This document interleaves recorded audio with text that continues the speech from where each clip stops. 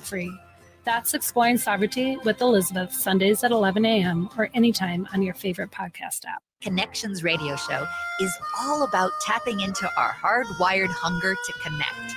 We examine meaningful connections to ourselves, our community, and the world around us. By opening the door to innovative insights by a wide variety of interesting guests, we'll make the connections to something bigger than ourselves.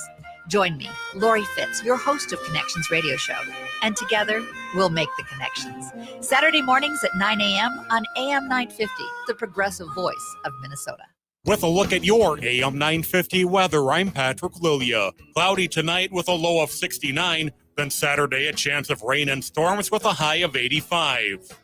Grab a tray at Cafe Latte and pick from their award-winning selections of soups, salads, sandwiches, and desserts. Cafe Latte is at Victoria Street and Grand Avenue in St. Paul or at cafelatte.com. Portions of the following program may be pre-recorded. The views expressed and the opinions given by the individual host, guest, random reptoid, or chupacabra may not necessarily reflect those of AM 950 Radio, its affiliates, or its sponsors. Now, it's time to step into the unknown.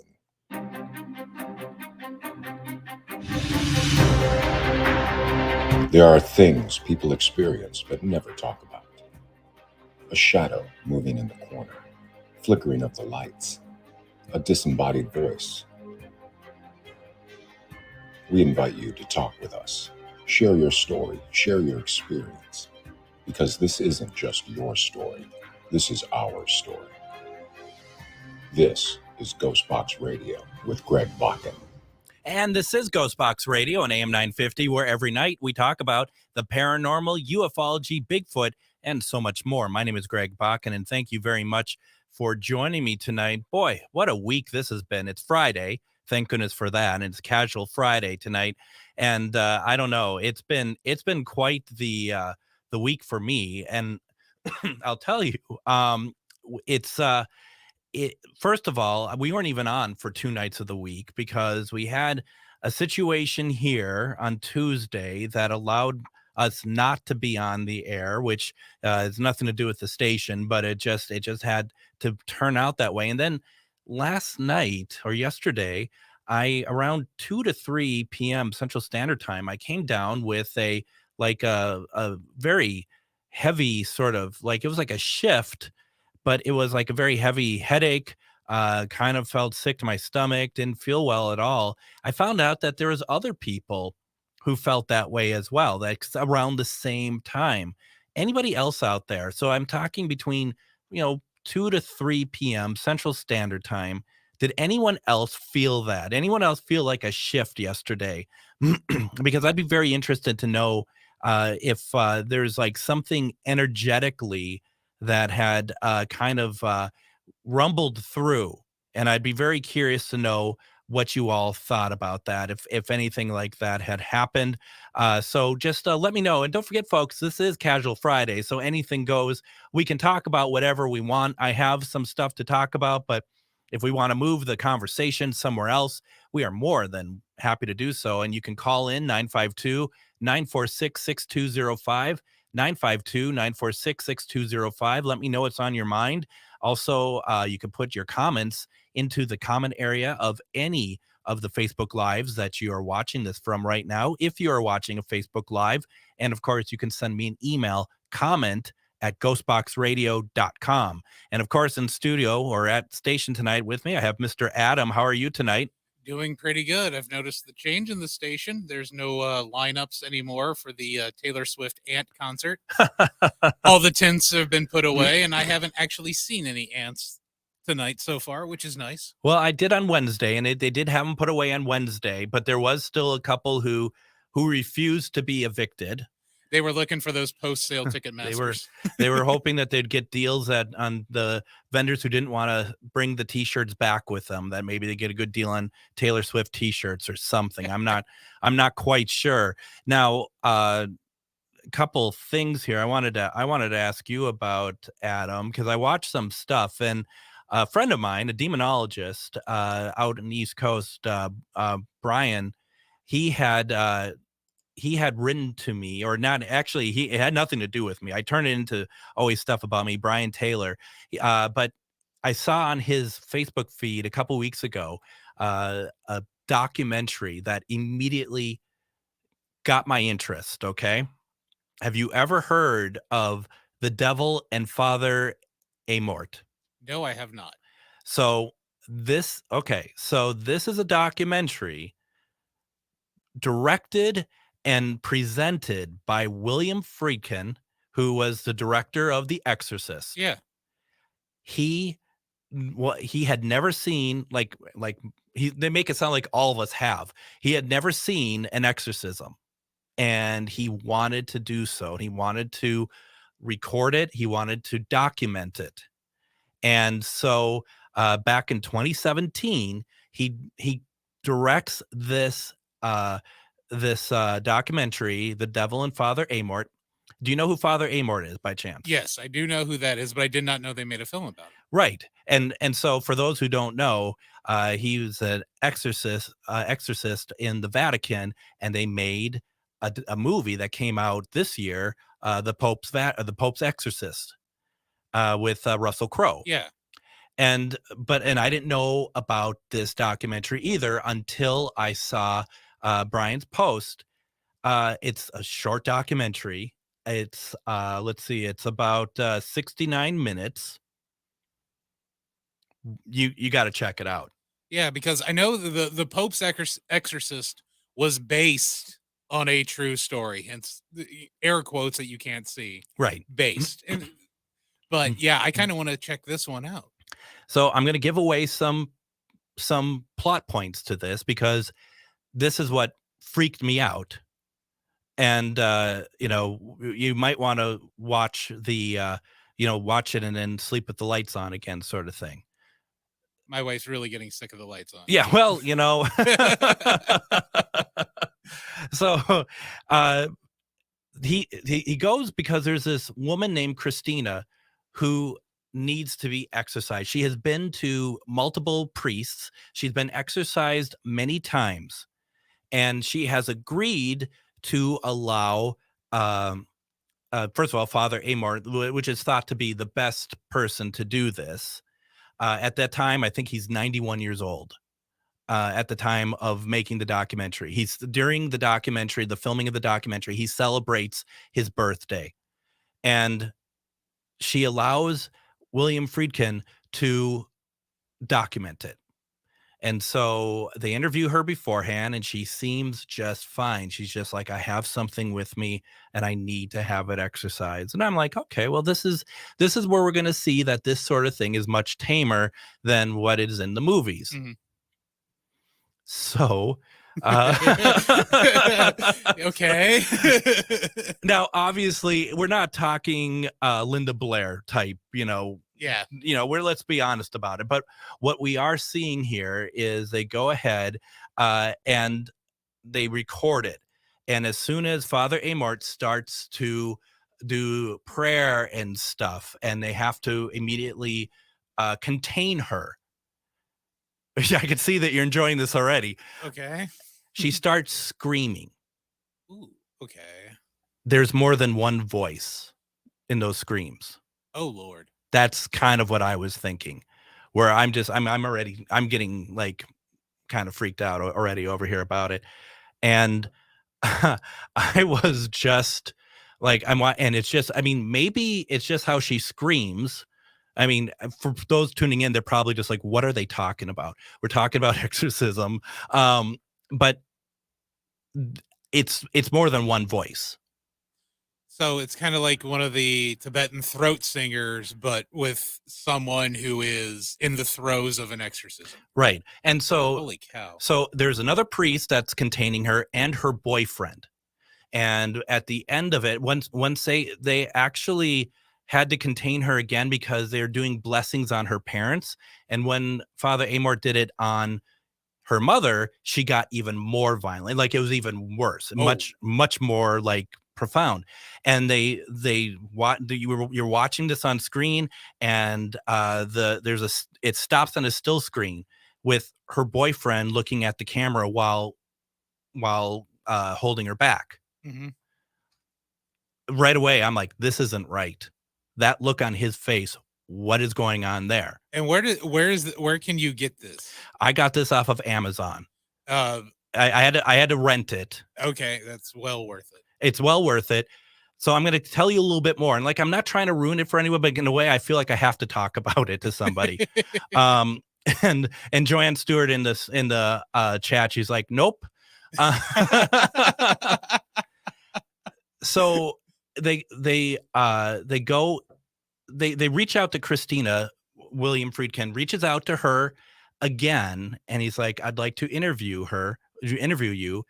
You'll have to watch because there's some sort of mix up as to where they're supposed to meet for an interview, but instead they go into a church, which is like, my first thing is, what are you doing? Mhm. So they go into a church. It's just, I think, William Friedkin, another production person with him, Christina and her boyfriend. Now, I can't remember if the camera malfunctioned or if they just didn't bring in anything. They must have brought something. It must have malfunctioned, because what ended up happening in there is that there's no footage of it. You just got to take his word for it, which I don't see why I wouldn't. She goes ballistic, and they can't control her. But then it's also not just her, it's her boyfriend. He also starts going a little. He is like, you give me the footage that you shot the other day, or we will kill you. Oh, wow. Yeah.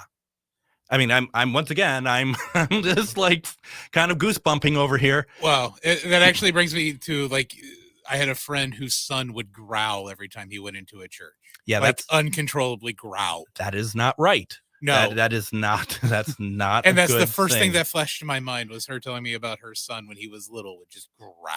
Yeah. So, I mean, they clearly make it out of there. And, without the footage, I mean, you just got to take it at face value that William Friedkin is being very honest about this exchange. But during it, when he's talking about it, they're playing her screams while he's talking about it. And you're like, oh, gosh, this is pretty heavy stuff.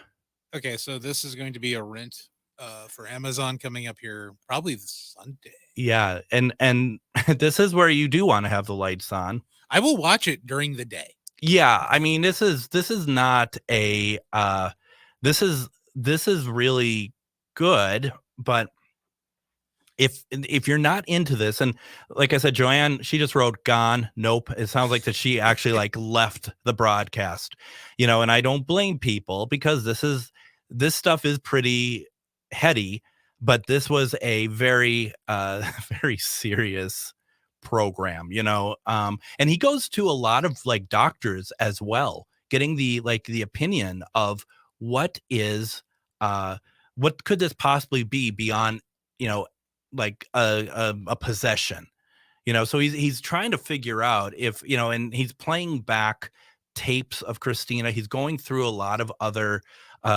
reams. He's trying to find a reasonable explanation for it all. And it's pretty incredible. It's well worth the time if you're into that sort of thing. If you are not, steer clear. You know what? I would love to get Dr. Father Ken to view that and give his unbiased opinion. I can ask him what he thinks of that. I mean, because that, I mean, and with it being, and it was, that would make it Father Mort's final exorcism. That would have been his last one, because he died about a month or so after that. Because she was supposed to go back to him, and he died. And from there, I mean, that's one of the things I would love to hear Father Ken be like. So if the priest from the exorcisms die, is there another one that they go to next, or does the whole process start over again? I mean, you'd have to think it starts over to some degree, right? Because they have to get familiar with everything. And I think where they leave it is that Friedkin is like, we kept trying to reach out to Christina afterwards, and she never responded. Oh my. Yeah, I do want to peep this out. Yeah, it's well worth the view. Thank you, Brian, for posting about it. He's a demonologist out in the East Coast, and he definitely is a study of that subject, and he loves collecting the books and loves watching the stuff. And I find I don't even remember seeing the other Exorcist films, but the original still is just jaw dropping. There's nothing like it. No, still to this day in 2023, it holds up for any audience, whether you are believing the paranormal or if you're just looking for a fright. Totally. But the only other exorcism film I've seen was the spoof of Exorcist, Repossessed. That's the one with James Wood? No, that's the one with Leslie Nielsen and Linda Blair. Linda, of course. She's in it again. She gets repossessed. Emery, the drill sergeant from Full Metal Jacket, he plays a televangelist. Oh, that would work. Yeah. Very funny movie, but it definitely does spoof The Exorcist. But to be honest with you, Exorcist, again, the greatest horror movie I think ever made. I agree.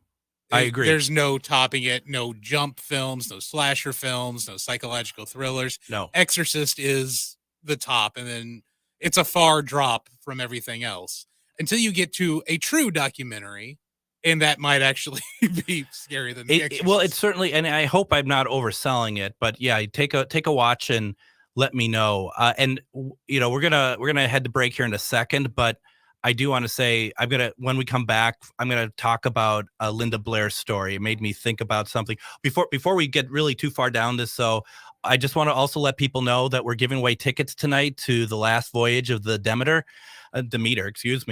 Universal Films. We have advanced screening tickets for August 9th at the AMC Rosedale. So if you're local, please call in now, 952-946-6205 to get tickets, 952-946-6205, and we'll be right back. Reach your highest level of consciousness and well-being with metamorphosisconnections.com. Metamorphosisconnections.com is an online directory of the best holistic and metaphysical practitioners to help you make your most informed choices. You can search metamorphosisconnections.com for classes, events, wellness and life coaches, plus metaphysical products and shops. You can also search for a wide array of healers from all modalities, including EFT, sound healing, energy healing, light therapy, ancestral healing, shamanic healing, reflexology, past life regressions, hypnotherapy, yoga, and more. And if you're not sure where to start, the search feature on metamorphosisconnections.com is tailored to help both those who know what they are looking for and those who are just starting. Come explore the possibilities for your higher self by visiting metamorphosisconnections.com. Their experienced practitioners can guide both beginners and those that are already on their spiritual journey. That's metamorphosisconnection.com, your link to direct you on your spiritual transformation. No matter if you're eating out or cooking something at home, eatlocalminnesota.com has you covered with a list of locally owned restaurants and food purveyors. Locally owned Vinaigrette has been offering the finest olive oil and vinegar since 2009. Reintroduce yourself to all the many flavors by tasting before you buy. From darker white balsamic to cold-pressed extra virgin olive oil from all over the world, there is something for everyone. Vinaigrette, located at 50th and Xerxes in Minneapolis, or at vinaigrettemn.com. The Park Tavern is your go-to destination for fun. Enjoy the fantastic food like their pizzas, burgers, and sandwiches, the best bowling in Minnesota, their wildly popular outdoor patio, great drink specials, all the big games on their numerous screens, and it's the perfect place for your next private event, even large gatherings for over 200. The Park Tavern is your go-to destination for everyone. Have fun at the Park Tavern, Louisiana Avenue, north of Highway 7 in St. Louis Park. This is Robert Pilot of Native Roots Radio presents I'm Awake, weekdays at 5 p.m. On our show, you'll hear about Native issues like treaties, protecting Mother Earth, and holding our elected officials accountable. Weekly correspondents like Dr. Stately, State Senator Mary Kunesh, Robert Lilligren, and Bob Blake update us with the latest news from Turtle Island. Native issues are human issues, and human issues are Native issues. Listen weekdays at 5 p.m. or watch the show on Native Roots Radio social media accounts. Ho-wah! And don't forget, we still have some tickets available for the Anderson House event with Dave Schrader. That's the 18th through 20th. We have a handful of tickets left. The hotel itself is sold out. So if you get tickets for the event, we are going to give you a list of areas around nearby that you could stay at. Dave has not investigated here before. And we just this week started talking about the menu items and the different ways that we're going to really make this event pretty amazing. Go to charvinity.com to get your tickets. They're in the menu. You'll see events. Go to events. The event will be listed there. And there you'll also see the full itinerary of what we're going to be doing over the course of Friday, Saturday, and Sunday. So please go check it out. It's going to be a great time. And I cannot wait to do this. And I can't wait to see what it's like to investigate with Dave Schrader. So it's your opportunity to do so. Also, we are giving away tickets right now to Universal Films' The Last Voyage of the Demeter. It is the story of the ship that brought Dracula from Transylvania to England, to Whitby. And it's just a short part of Bram Stoker's novel, but I think this is going to be pretty good. If you've seen any of the trailers and stuff, it looks fantastic. We're taking callers right now, 952-946-6205, 952-946-6205. We have tickets for an advanced screening August 9th at the AMC Rosedale. So just know you have to be local to call in because it's only going to be in Rosedale. But that would be fantastic. One of the things I'm going to do here real fast, because I think it's really funny. We brought up Linda Blair. we brought her up, and there's a story that I want to share with everybody because I think it's kind of funny. You may think it's like boring, but let's find out. So some of you know I'm a real big fan of Doctor Who. Okay, so Doctor Who has a lot of conventions around America, around the world. And I'm not gonna put any names in of anybody or even the convention, but a friend of mine was the handler for one of the big names at the convention, one of the really big names from the new series, if you know what I mean, the old series of Doctor Who and the new series. So we afterwards, my friend. And to back up a second, what happens at these things is that people give gifts to these big guests. Like they give them like whatever. And it's really interesting to see the gifts that these big guests get, because first of all, they can't take them back to England with them. They just can't. Some of these are elaborate gifts. And some of them are ridiculous. Like I said, this is a Doctor Who guest star. And afterwards, my friend ended up with all the gifts that were given to this star. She couldn't take them back with her. And so he took them, it wasn't like, I'll take them. She's just like, you take them, you do what you need to do with them. We all met up at a room in the hotel afterwards, and we started going through the gifts. Not so much that we could divvy them up, because more of just the comedy value of what these gifts are. Because like they gave her Kleenex, they gave her like some stuff was really sweet, but she just couldn't take it with her. One of the things I got was, well, what she got, and I eventually got, was a picture of Linda Blair from The Exorcist throwing up. Right, Adam? And you could see the pea soup? Oh, absolutely. Absolutely. It just a still from the film, glossy 8.5 by 11 picture of her throwing up, given to this Doctor Who star. So it's like, I'm not sure why she got this, but they all knew I was into this stuff, so they gave it to me. And I was like, thanks. So I took it back to Minnesota with me, only to find there used to be some large Paracons in Mahnomen, Minnesota, over at the Shooting Star Casino. And so I'd gone a number of years, and just so happened that year was Linda Blair was there. And I'm like, I got to find this picture and have her sign it. And you know what? I couldn't find it anywhere. But is it the same 8x10 glossy that she has setting at her booth? I have no idea. All I know is that there is an 8.5 by whatever glossy of Linda Blair throwing up in my house. Not throwing up in my house, but you know, yeah, we get it. yeah. So, I mean, I just was like, I really want, and I didn't even want her to sign it. I wanted a picture of her and me holding it. But it didn't happen. I couldn't find it. And I don't know if I even know where it is to this day. I don't know. Well, that is definitely one to find. Okay, it's got to be sitting around in an old folder somewhere, probably something you haven't looked at in years.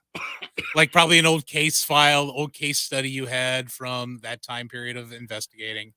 Probably just, or a bookmark. Could be. I mean, and the house is, pretty full of garbage at the moment. So, I mean, it could be anywhere, but just the fact that somebody thought, you know what, big star of Doctor Who, you need this. I mean, why did they get that? I do not know. It had to be some sort of promotional, like they give you the bags and stuff at those cons when you're the... No, it had nothing to do with any of that. It was independent of all that. Really? Yeah, no, it was we're in line to meet this person, this big name from Doctor Who has not been in The Exorcist, has not been in any of those type of films. And they were like, I got something for you. And here it is, and it's a picture of Linda Blair throwing up. Okay. So, yeah, no, I don't understand what it's amazing what goes through the mind of people when they're going to meet big names. It really is interesting. I will say I've only been starstruck once in meeting any big name, and it was a pitcher for the Twins, and he happened to be wearing his World Series rings. It was Bert Blyleven. Oh, Bert. And that's the one time I've ever been starstruck, but it was more from the championship ring than the actual person. But I'll tell you, in my opinion, if you're going to meet anyone from the Twins, you couldn't do worse than that. I mean, no kidding. Yeah. I love that guy. He's yeah. great. No, that's fantastic. So yeah, that was interesting. Because I'm doing a clean out of the house now. If I'll update everybody if I ever find that picture, I'll bring it in. Let's have fun and look at a still of The Exorcist with Linda Blair. We can make that your commercial break drop. We really could. Or we could have a sound effect of her throwing up when we're sick and tired of guests that, don't know when to stop talking or something. That could be the sound effect to you got to stop talking. Oh yeah, we can definitely throw that up on the board here. That would not be an issue. No, so there is lots of great ideas. This is kind of a brainstorming session as well as a radio show. One other thing, you still watch Simpsons? Yeah, I do catch The Simpsons from time to time. I do like it, and I have been watching it on FX or FXX. Mm-hmm. So I have Disney Plus. I'm like, I haven't seen the most recent season 34. And so I started watching it, and right away, it's like to me that the quality is not bad at all. And I don't know if you'd seen the episode that they did a spoof on the movie It. Yes, that was funny. Called Not It. Yeah, and it was a deep pull from both of the movies and the TV miniseries. Yes. I enjoyed it. It was fantastic. And there was some, let's not go as far as scary, but surprising moments in there. Like there was moments that were meant to kind of jump and take you off guard, I think. Yeah, it's like what they've been doing with the Treehouse of Horrors the last couple of years. There have been those jump moments in those. Yeah, which the one for that year aired the next week. Oh, right on. Yeah, that it did. And so the Not It one obviously is Krusty the Clown as the clown, but boy, they make him look pretty sinister in that. Okay, there is a shot in that episode that it's like the original It when Georgie's gets brought into the drain, where Krusty's head is in the drain. Yes. And oh my goodness, I honestly, I think that would be just a cool piece of wall art for any Halloween decor. I posted that actually, that's still on my Facebook page this week when it moved me, for lack of a better term, enough to post about it, see if anyone else had seen it. Because I just find that so many people dog on the series these days. And when I'm watching it, there's at least one laugh out loud moment in every episode for me. But I just think that the quality of the series is much better than people give it credit for. It is. The writing isn't like it was well back, but Right. the character development over the past 5-6 seasons, because they have introduced some new characters, has actually been pretty good. Yeah, it has. It certainly has. And so Krusty looks incredible in it. And then the following week is the Treehouse of Horror. And the first one in it is something that takes over Marge, that she needs to kill Maggie. Mm-hmm. That is freaky. It is because it's so against what you see from the series of what Marge is to Maggie, that it actually made me not squeamish. Let's not get carried away, but it just like, I don't want to see this. No, but that was the first Treehouse of Horror where Marge's character did a complete 180. It is, yeah. From her normal bit, because truly is. Yeah, she's been the vampire before. Yeah, she hooked up with the alien because that's where Maggie is actually from. Yeah. But every Treehouse of Horror, she is still the Rock of the Simpson family, but not Treehouse 34. No. That's the best Marge in any of those I think they've ever had. It truly was.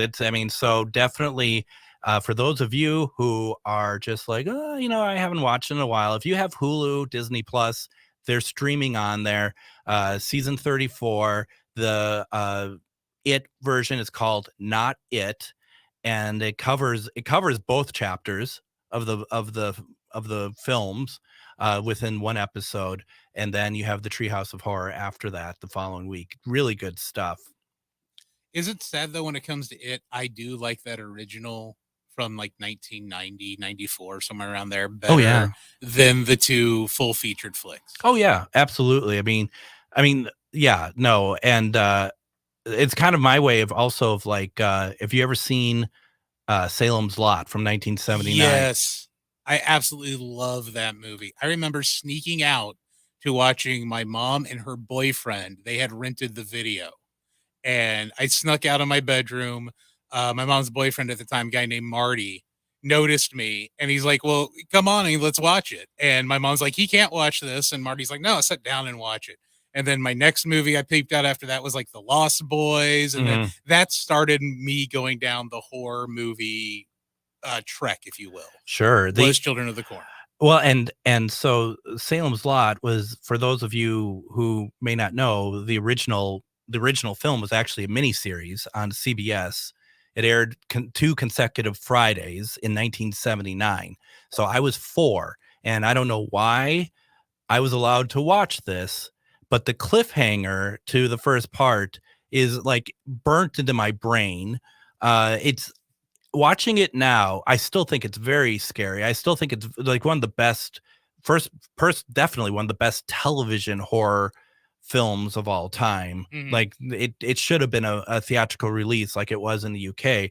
But what it could work with, I watched it a couple years ago again. It could work with some tighter editing. Like each scene lingers for a little bit too long. You could just tighten it up a little bit, but otherwise the makeup is amazing. Everything it's frightening. It is very, very atmospheric. Jerusalem's Lot, which becomes Salem's Lot, is very well handled in the film, even though it was shot in LA, or not LA, but California. Now they're coming out with a new one, and immediately my first thought is, well, it's never going to be as good as the 1979 one. But I've heard from people who seen stuff about it, says that it looks pretty good. I haven't heard anything about the remake, but yeah, I would love to actually peep that one out, because Salem's Lot, all of those late 70s, early 80s, and then there was like this big lull. Yeah. And then in the early 90s, you got into more horror films instead of like the slasher style films. And it is the stuff like Salem's Lot, Children of the Corn, It, The Stand. Those are the ones that I absolutely love. Yeah. Well, and I think it's no coincidence that you're talking, at least 2 of those you're talking about are Stephen King. And it seems like Stephen King plays out better, like his work plays out better on television for certain stories when they're allowed to breathe a little bit more, because it for television was also like 2 parts, wasn't it? It was a mini series as well. Yeah, I think that was a mini series. The first half was them as children, Yeah. and then the second half was them as adults. And when I watched it, well, I shouldn't say watched it by choice. My Aunt Beth was a huge Stephen King fan, so that's why I saw it and The Stand and Sure. Langoliers and all of those.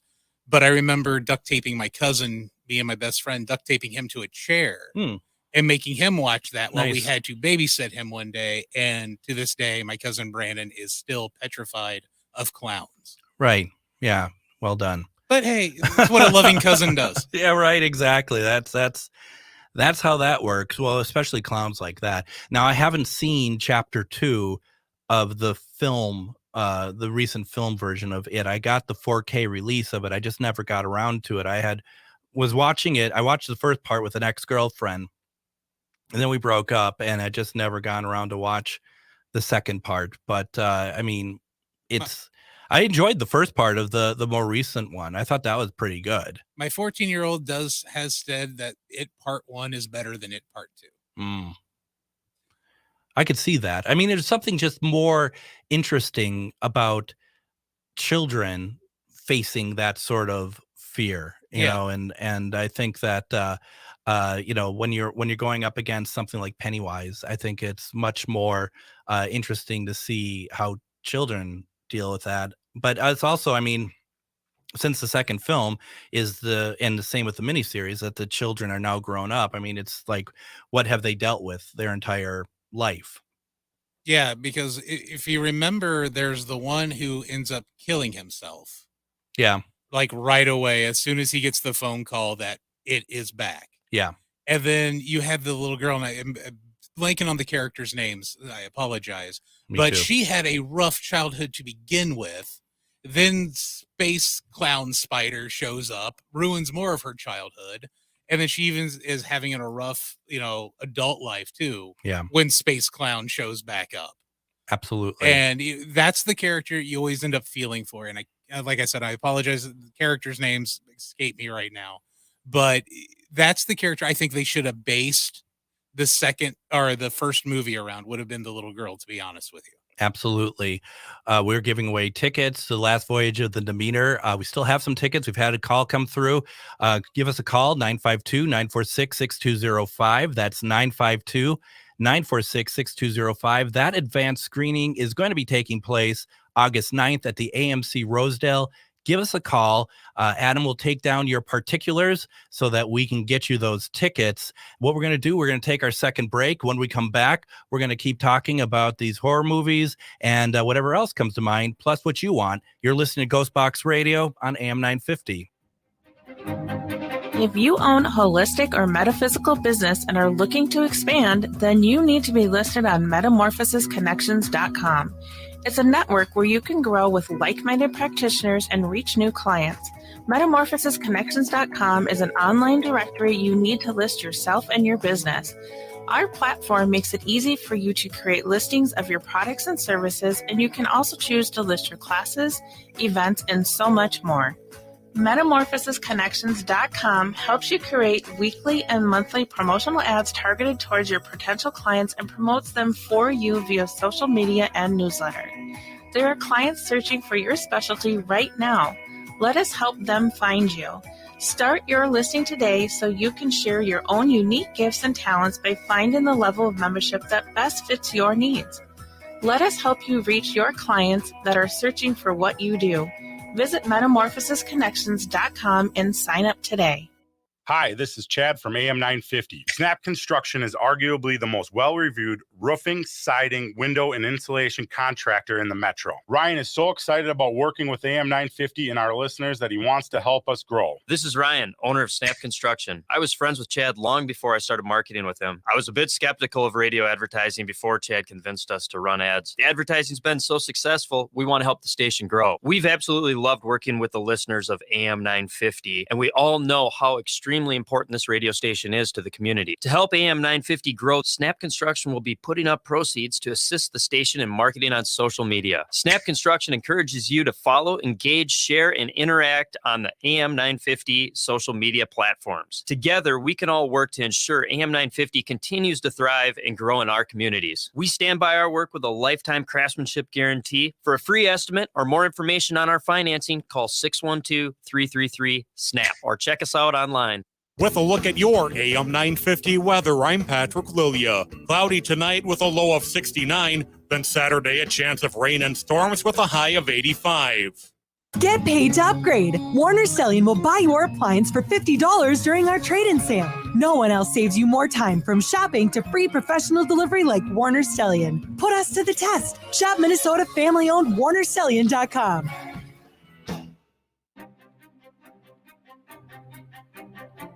And join us Monday as we're going to have on Tom Maurer, who is the state director for MUFON. We're going to be talking about all things UFO related. We'll probably talk about that congressional hearing. I really want to talk quite a bit, actually, about their methodology for the research that they do, especially if they're getting calls in from people like us who are talking about sightings or talking about some kind of interaction. I'm very curious to kind of get a firsthand account of what that is like. So that's going to be Monday with Mr. Tom Maurer. I'm really looking forward to that. I am very glad that he agreed to take part in that. And we still have tickets left, folks, for the last voyage of the Demeter, Universal Films. We have advanced screening tickets for August 9th at the AMC Rosedale.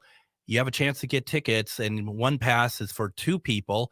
You can call us right now, 952-946-6205. If you'd like to win a pair of tickets, that's 952-946-6205. And definitely, I think it's going to be great. So please give us a call if you'd like to go see that. In the comments, I saw friend Joe says, fun talking points, brings back a lot of TV kid memories. And yeah, I mean, there's some really good, some great stuff back then. You know, people, I think just as time goes on, people forget about some of those darker programs. Did you ever see from Dan Curtis Productions a program called Trilogy of Terror? Yes. Yeah. Oh, the tiki the guy. doll. Oh my God, Yeah. yes, and he just would stab the. Oh my, yes. Yeah, that's another one that's just. Oh, I loved that. And it just burned into my brain, and I didn't realize, and I can't remember her name, the actress name. She's in all three of the programs, all three of the stories for Trilogy of Terror, but everyone always remembers that last one. Yeah, that's by far the most iconic, and also Creep Show and Creep Show 2. Yeah. Oh, I loved those. Which also has very early appearances of like Ted Danson in the first one, right? Yeah, he's the one who gets his buried in the sand. Yeah, that's right. Another one that I don't know if you had seen, because you're a little bit younger than I am, but The Night Stalker. The Richard Ramirez story? No, that's true too. Night Stalker, the Carl Kolchak. He's a reporter in Chicago, and every week he runs into something paranormal. It's from the 70s. Oh my goodness, that's what that's called? Yes. So every now and again I hop on Twitch, and there's this Twitch station that just airs nothing but old TV horror. Mm-hmm. But there's no breaks in between. It just runs from episode to episode to episode. And I had no idea what that was. But yes, I've seen a couple of those. So starring Darren McGavin, the series is properly called Kolchak the Night Stalker. And it is, I don't think it's scary, but it's such a fun premise. And it's like 1 week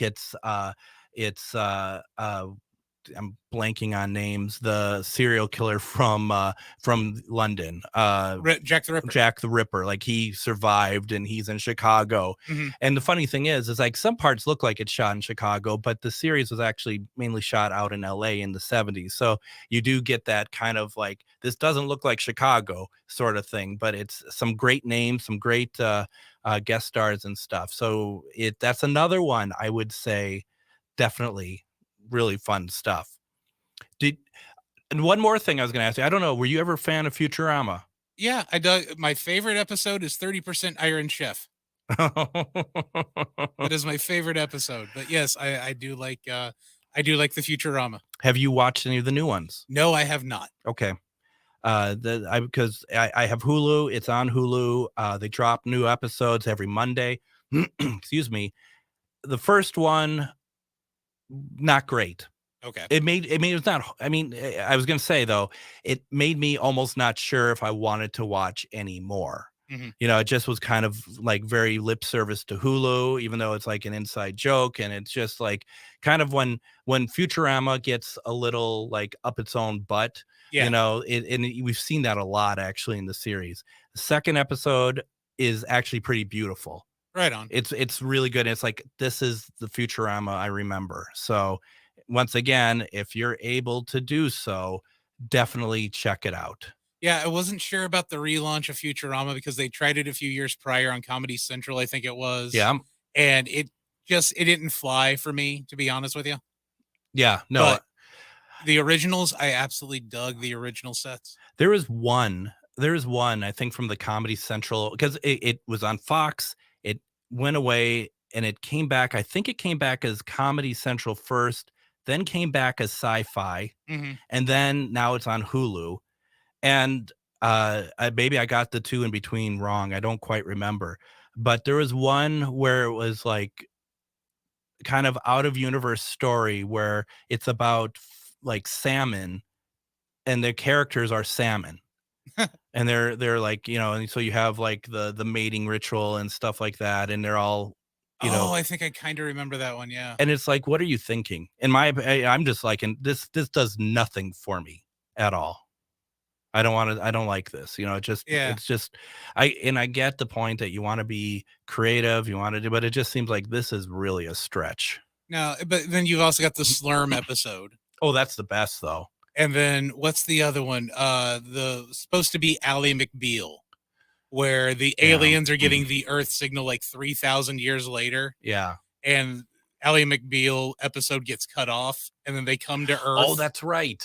And they think Leela should be Ally McBeal, and they want to refilm everything. Right. Yeah, that's that right. was a great one. That's a great one. And then of course, the one that is the saddest of any type of television show ever was Jurassic Park is the name of the episode. Oh, the one with the dog. Yep. Yeah. That one. Yeah. At the end of that, if you ever want a good cry, I mean, I post that on a regular basis on my Facebook page just to kind of get a rise out of people. And I've had men who I've worked with who are just like very tough and very, you know, and they're always like, this always makes me cry. And the opening to Up.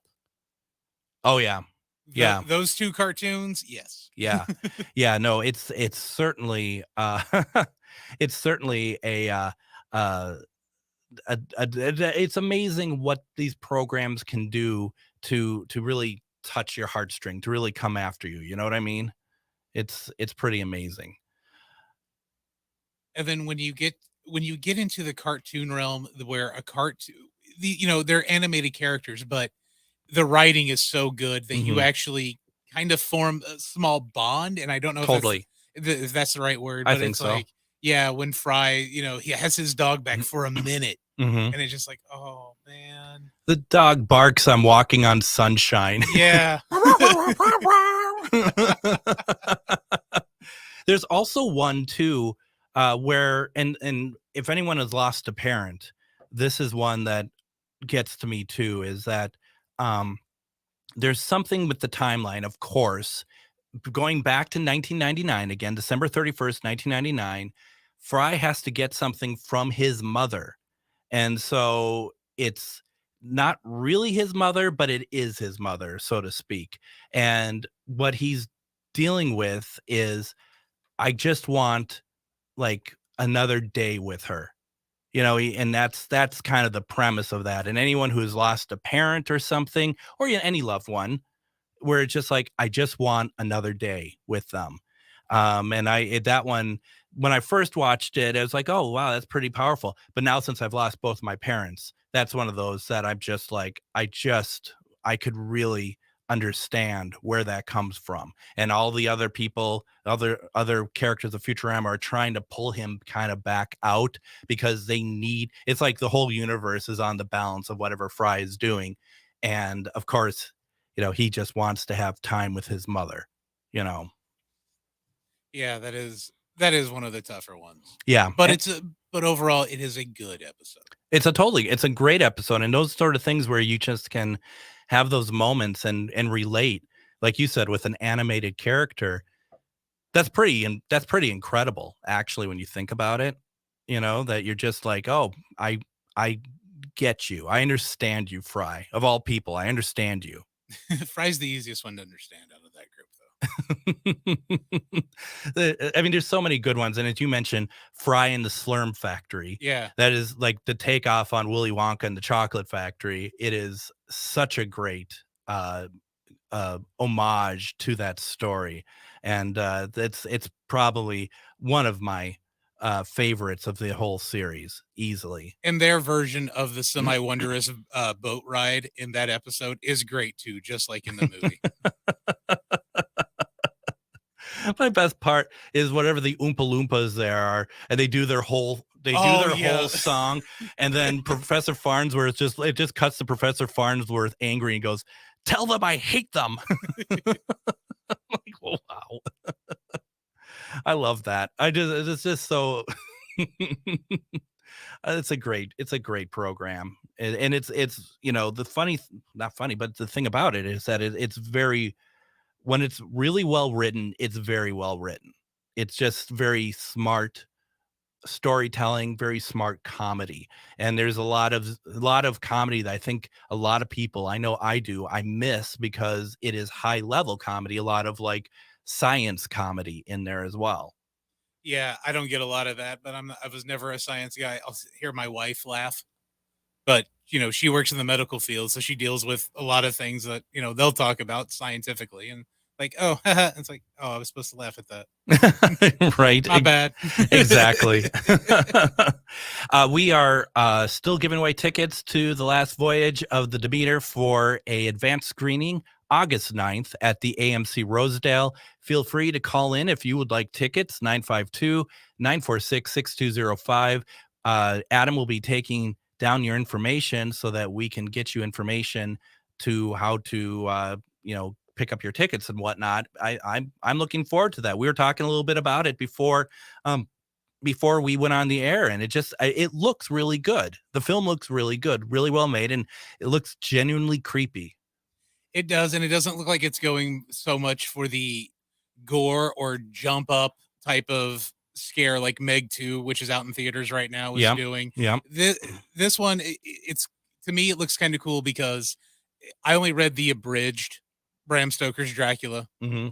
and it does kind of glaze over the boat ride when you read the abridged version. And then, of course, I watched the Coppola flick, and I've always kind of wanted to know, it's like, they get to the port and it's like the boat is empty. There's just a coffin with dirt in it. And what's his face? Renfield. Yeah, in Renfield. Yeah. And it's just like, okay, well, what happened? But I never got around to reading the full book, just the abridged in high school. So this I'm really excited to see, because also I'm too lazy to go out and buy the unabridged version. And I'm gonna say, the Francis Ford Coppola Dracula to me was beautiful, but I think overly produced. Very, very overly produced. They spent way too much in settings mm-hmm. and not accents. Yeah. Because Keanu Reeves, I'm sorry, I know everyone loves him. I think at that period, he was contractually obligated to say "whoa" in every movie. Right, yeah. To me, that was the one downfall of that flick, was Keanu. Everything else I liked, especially Gary Oldman, I love. Would you ever have thought the fact that maybe perhaps this was actually some sort of out-of-universe Bill and Ted Excellent Adventure, and that was actually I don't remember which moron he played, but in that film it's actually Bill or Ted, and it's not Harker or whatever his name. Yeah. No, I never looked at it that way. There was no George Carlin for me to put the two together. Right. And Death wasn't there either, throwing a bunch of jokes out. Yeah, I've never actually seen the second or third one, only the first one. I saw the second one, not great. Didn't see the third one. The first one, though, that holds a special place in my heart. Yeah, that's a cult film. It really was. That's a cult film. And I will say also, as we're wrapping up here, that in my opinion, probably the best adaptation of Dracula is one that probably most people don't realize is the 1977 BBC production of Dracula with Louis Jourdain. And I think it's really good, really creepy, actually. Man, you and your British stuff. I'm telling you. I'm telling you, it's good stuff. And I would definitely, if you can, check it out. Just as we're wrapping up here, don't forget Monday, we're going to have Tom Maurer on, who is the Minnesota State Director for MUFON, and we'll be giving away more tickets to the new Universal Pictures film, The Last Voyage of the Demeter. Please make sure to visit ghostboxradio.com to find past episodes of our radio shows, and like us over on Facebook at GhostBox Radio with Greg Bakun. Also, please leave a review if you listen to us on any of the podcast platforms. I'd really appreciate it. And you can also send comments or feedback to comment at ghostboxradio.com. That also includes if there is any guests or anything or topics you want us to cover. Don't forget to check out Best of Ghostbox Radio, airing Saturdays at 8 p.m. and Sundays at 4 p.m. on AM 950. And finally, whether you're chasing spirits or just drinking them tonight, please be careful out there, and we're going to see you Monday as we talk about MUFON. Everybody have a great weekend. Adam, thank you so much for everything. Thank you, man. And we will see you all Monday. Have a safe weekend.